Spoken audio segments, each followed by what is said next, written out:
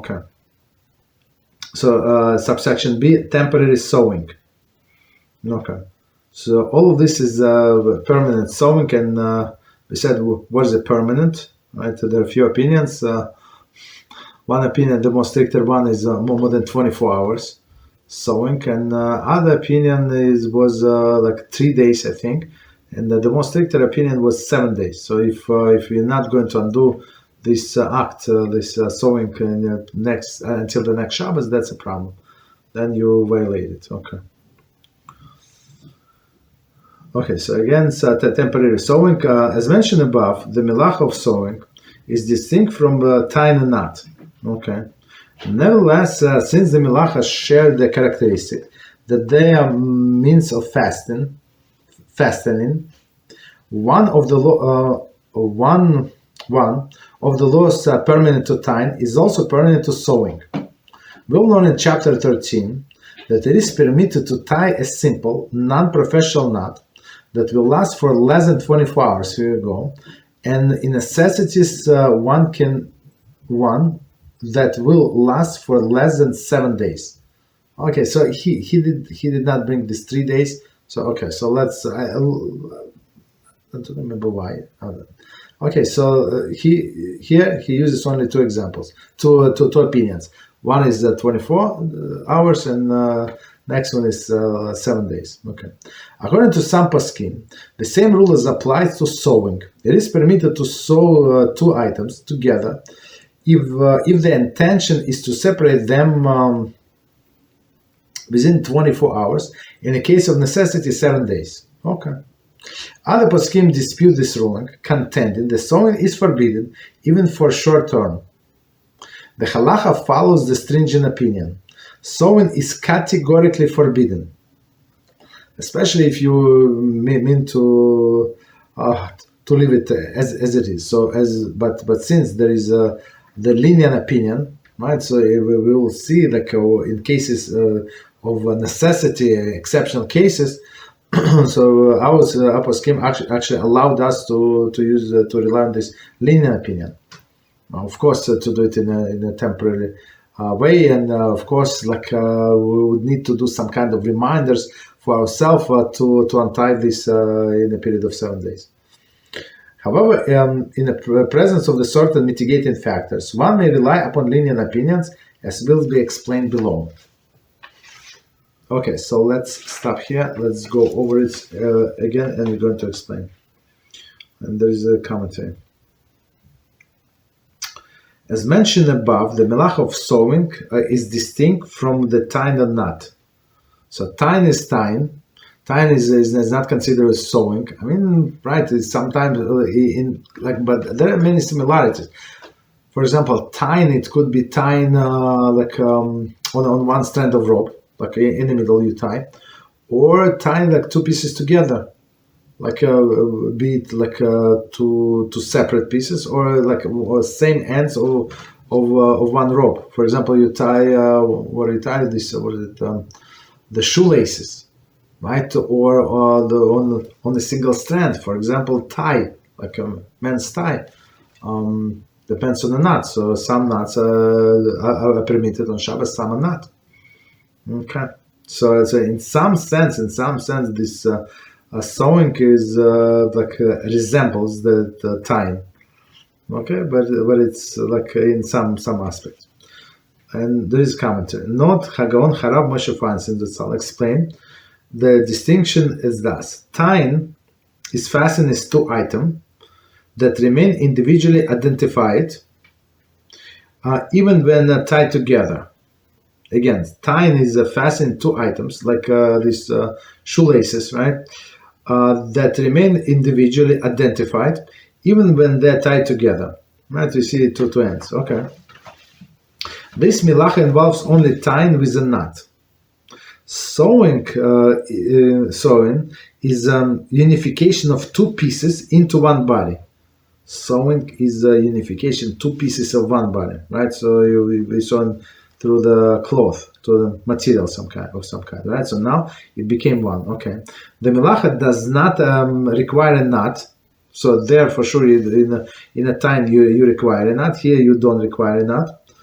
but requires identifying identities of individual pieces be submerged.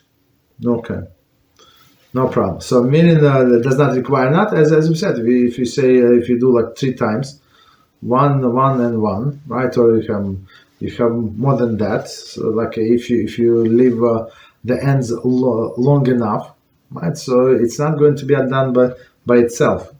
Especially like if nobody's wearing it, if somebody tried to fix I don't know what is it, tablecloth, right? So it is there in the middle. It's not going to be done. It's going to be stay like that. Okay. So that's how sewing is different from tying. Nevertheless, since Melachos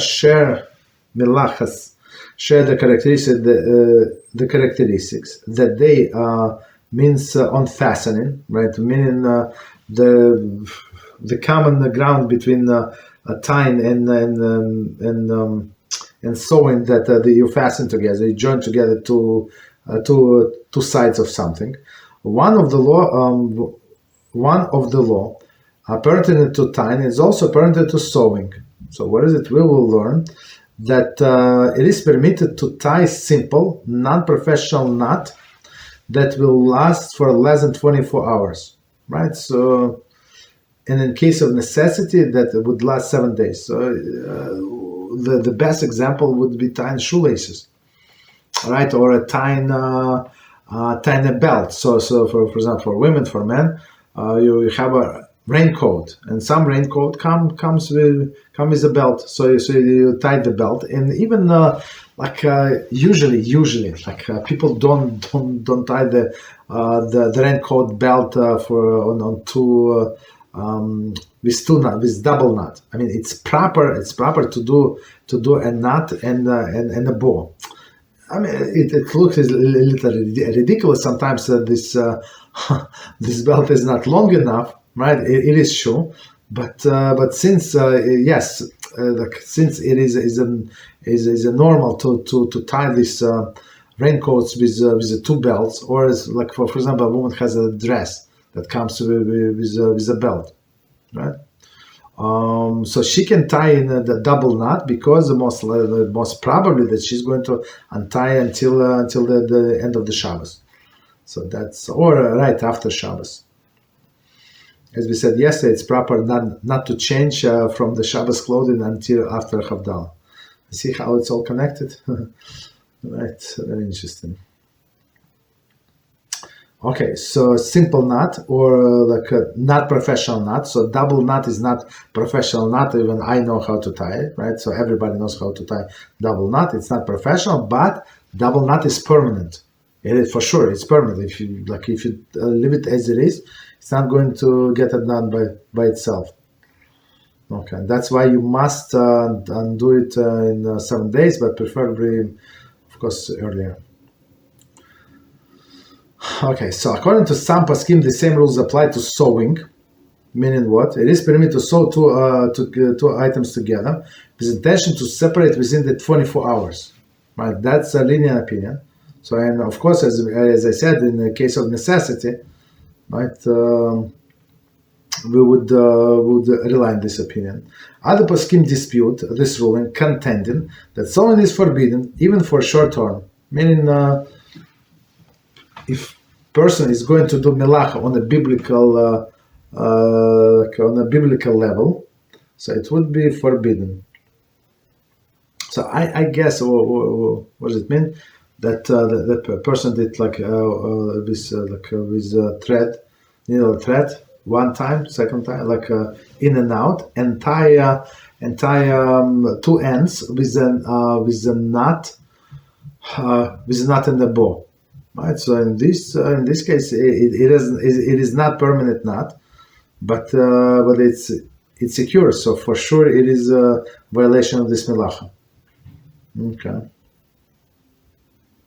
The halacha follows the stringent opinion: sewing categorically forbidden. So again, why is it categorically forbidden? We can understand because people tend to forget. People forget things. Right. Sometimes, like I see, like I judge, like not the judge, but I see myself, I have some like intention to do something, and then I open my phone to set up reminder for tonight, for tomorrow, something, right? And then I see this message, that message, this pop up, this, and then guess what? Like I forget. It happened to me 3 times already. Like I just forget to do like what I was planning to. Right, so even the person would have intention to untie something or to undo the sewing. Still, our sages were afraid that he might forget and leave it be. That's the problem, and then it's going to be biblical violation of biblical Melachah. However, in the presence of certain mitigating factors, one may rely upon lenient opinion, as will be explained below. Continue. Okay, I have a question about sewing. On Shabbos, is one allowed to wear jacket with Velcro on each side of the jacket and will stick together once this zipper is zipped up? Yes, yeah. So Velcro is not a problem because it was designed to be closed and to be open, and same with the zipper. So if you think about it, like if you have a complete zipper, like you have a jacket, complete zipper. So in some sense, you connect two parts of your jacket, and then you tie them together, and unless you unzip, it's going to stay like that. So one simple explanation is it's not permanent. You're going to unzip it, and second, it's normal way of doing things.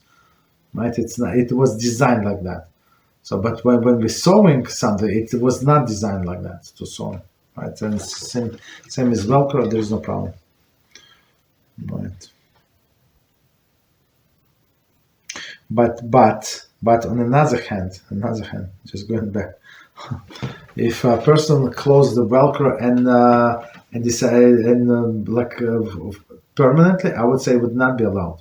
So what's the case if somebody? It's a long time ago. I had this jacket, and it had the sleeves were adjusted sleeves, more like on a sportish jacket, well, right, like a rain jacket, right? So in this case, yes. So usually you adjust it once, and leave it for forever and ever. So that would be a problem. But if you have, as an example goes, you zip, and then you close the Velcro, there is no problem. But sleeves, for sure, a problem. So next question. Would be considered sewing if we use a safety pin to join two ends of the coat, if it's done through these buttonholes that is stitched around to the. So the problem is, I mean, it's our next topic. I mean, for the next week, BeEzrat HaShem. I see the problem with a safety pin is as on one hand, how this safety pin is different. So it goes in once, right, and then you close. So this closure is permanent. Unless you unclose and undo the safety pin, it's going to stay like this forever, right? And but we actually say the same is with the thread. So if you you have two pieces of material, and you sticks the thread through through pieces and tie the knots. So they say it's not considered sewing. So meaning if you need, in case of the knit, you have let's say I'm not sure how you have eyelets like a buttonholes from two sides, but let's say you do for whatever reason, right? They say you do. So yeah, I mean, even without buttonholes, even two sides of a jacket, for example, so some got ripped, yeah, so you can do the safety pin once. Of course, it's very, very recommended to have some kind of reminder, so undo it until the end of the Shabbos. So do so very interesting. But the safety pins is very, very practical. So we're going to discuss them in details next time. BeEzrat HaShem.